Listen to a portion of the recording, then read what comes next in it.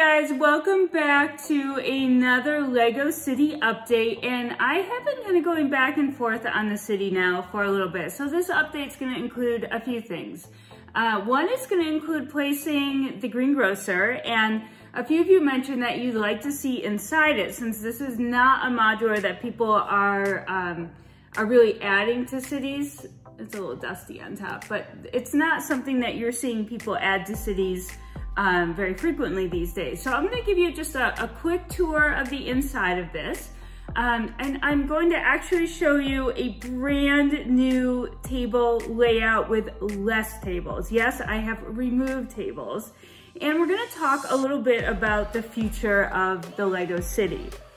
So while we were on vacation, I did a ton of thinking about the Lego City and where I want to go with it, and I'm gonna kind of get some ideas from you guys, what you think of my ideas.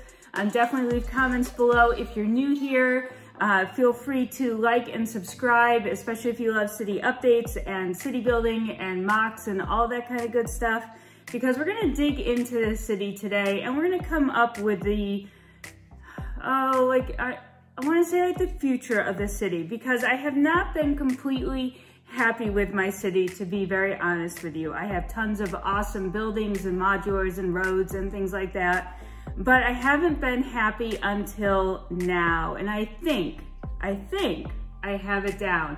So we are gonna get inside and take a look at this, and then we're gonna go over there and we're gonna take a look at the city, and then I'm gonna hear your thoughts in the comments, so stick around. All right, so here is the first floor of the Green Grocer. You'll see that I've moved it onto a Mills plate, which I did an entire video on if you want to learn how to transfer a modular over to a Mills plate. But let's just take a look around the outside. This is not really an official review of this set. It's just more for curiosity's sake and those who want to see the Green Grocer up close a little bit more. These are printed tiles. There are 3 of them, and I know those are pricey pieces to look for individually on Bricklink. We came with a lot of fruits and veggies, apples, cherries. There's carrots, bananas, and croissants. So quite a selection, but it is a grocery store. There is a nice little entryway here that goes to a door and out to the back. And I'm just gonna slowly spin this around for you. We're not gonna take too much time on it. It is a very nice facade. I do love all the different color elements and the blue and the white awning. But the rest of the building is the light bluish gray, and this one is in very good condition with this nice dark green stripe through it. I really like that as well. Around to the back, it is very plain, and that is okay. You can see the alleyway comes out here, a little bit of greenery. There is a lot that you could do back here as well.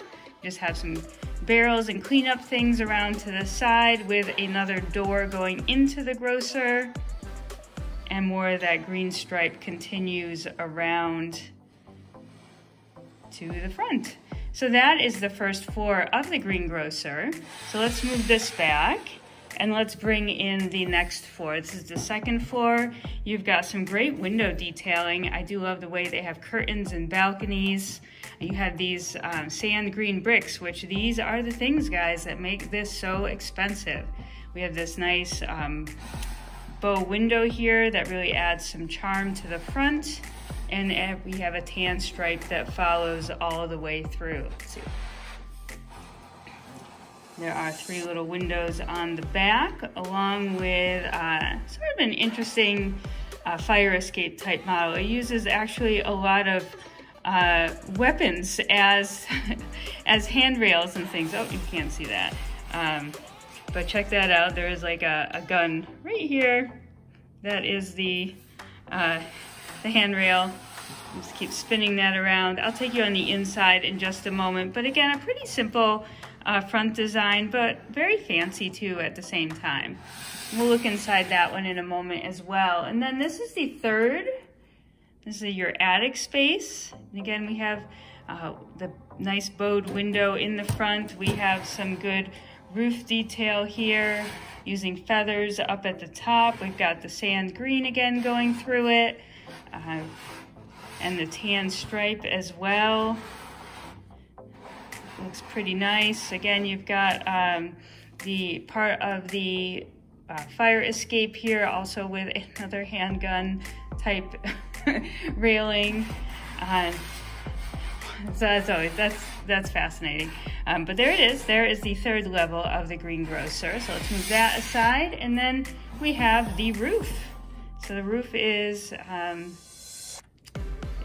not too fancy. It does use sort of like an axe or a tomahawk. I'm not sure what exactly you call that, as decorative detailing around the top here. We do have a door that comes up, so there's a nice use of staircases in here to get you up through the floors. And then we do have just a little seating area with a grill and an umbrella and some flowers. A little dusty up top. We do need, this is probably the dustiest of my sets here. Black does a number on dust though. So that is the outside of the Green Grocer. So let's pop inside and just get a couple quick views of what the inside on all these floors look like. So this is the third floor of the Green Grocer, and there is a clock, a small rug, and maybe an old-fashioned, what are those called? Heating units, radiators, there we go. So you've got like a grandfather clock, a rug, and a radiator, and a small set of stairs leading up to the roof.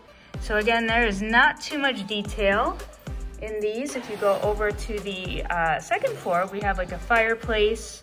We have a mouse with a cheese wedge, which I think I added the cheese wedge there. I don't think that was part of the original plan. And then there is a kitty cat hiding behind.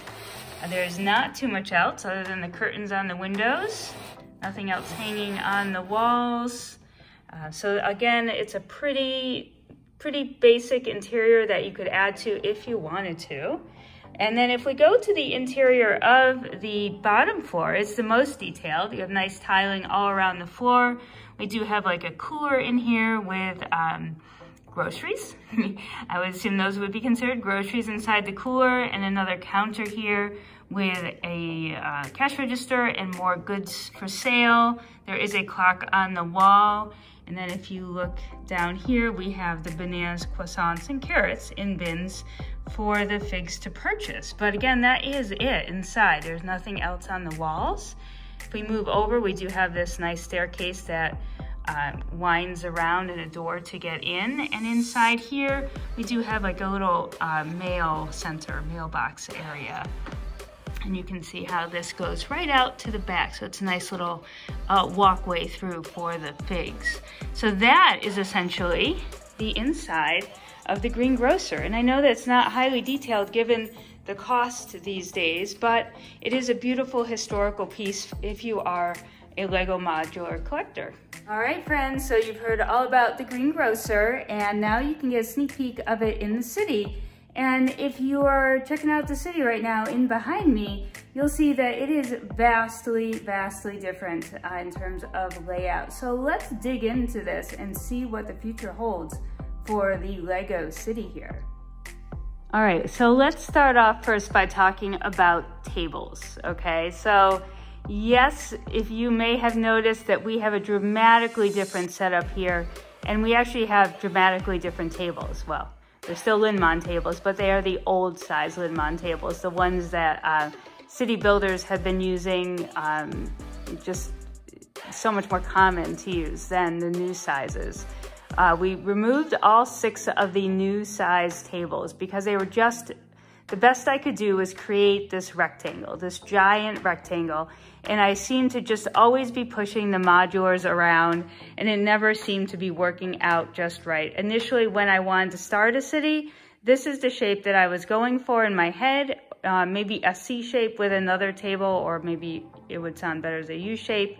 But then all of a sudden, those other Linmon tables weren't available anymore, that particular size, which is about 3 base plates wide by 6 base plates long. Absolutely perfect size for fitting a street of modulars.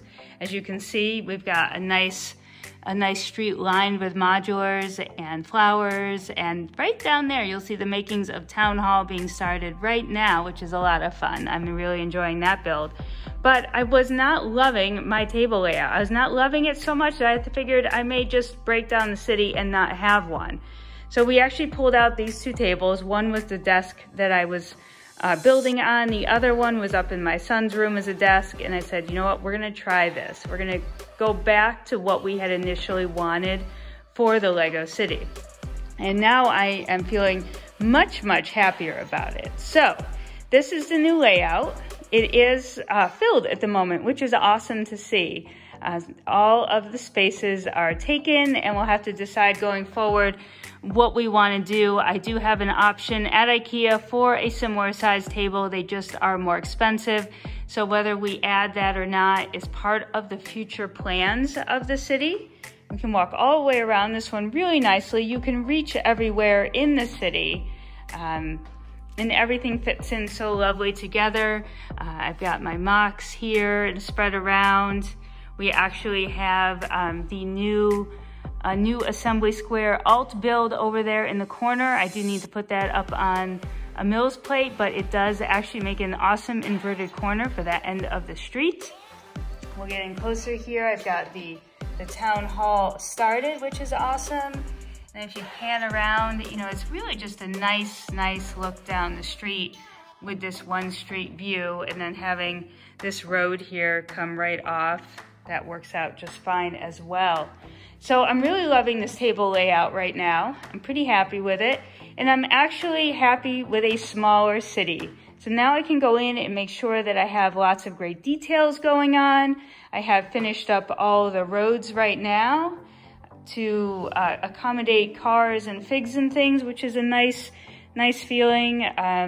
What else? Oh, we have the Green Grocer placed right here in the front. I thought it would be nice to have one of the oldest modulars right up front, and it's next to a couple of my mocks that I'll be sharing more about the sweet shop here in another video.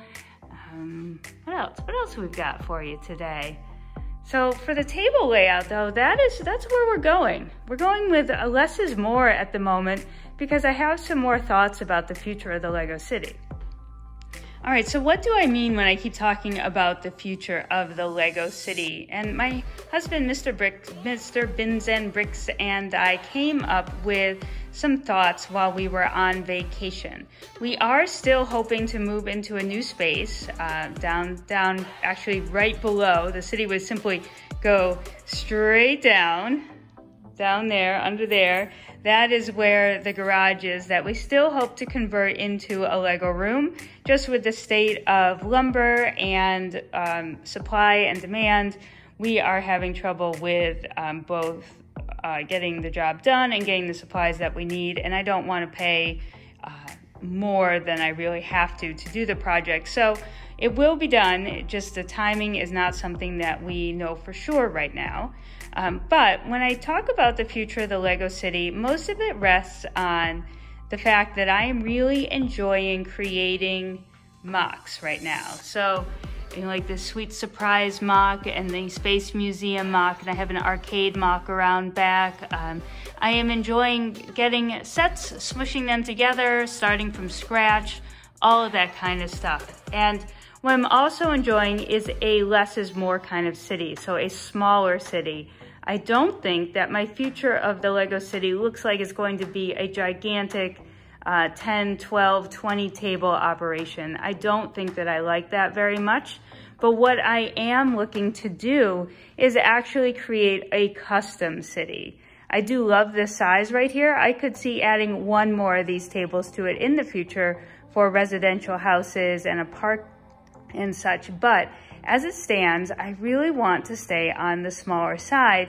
And one of the things that I'm actually considering doing is taking all of the original modulars and creating a display with them instead of a city. Some kind of wall display, not like a wall on a city, but simply a display of the 15 modulars and probably Market Street, even though I know not everyone considers that a modular.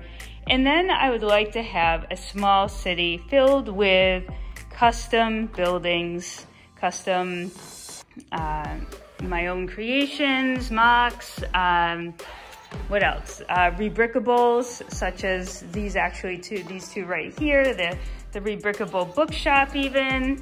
the rebrickable assembly square. We have some garages that can turn into other buildings. Also a sort of a mashup of different sets into one kind of deal. So just a unique custom city, and leave the modulars out. I'd probably keep the Daily Bugle in the city, maybe change it up a little bit. You can see the back of the city here. This is actually sort of a mock creation that I'm working on here, which is an arcade.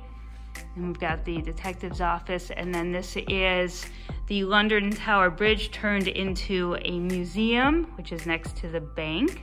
So really I'm looking to have a city filled with different kinds of buildings, buildings that you wouldn't just see in every city, and let the modulars have their own special display, because they are beautiful. They are truly a part of the history of Lego, seeing as how one is made each year and a lot of thought goes into it. So that is an option for the future of the city. And then just keep a small city contained onto 1 or 2 or even 3 tables, and really work on the details. Because as you know, as a city builder, or maybe you're just getting into city building, all of these details are expensive, especially if you go with these new roads, if you do mills, if you do lighting, all of that is pretty costly. But I think those small details really make a city beautiful. And that is what we are aiming for. We're aiming for every building to be lit. And we have quite a few lit now, but we don't have every one of them.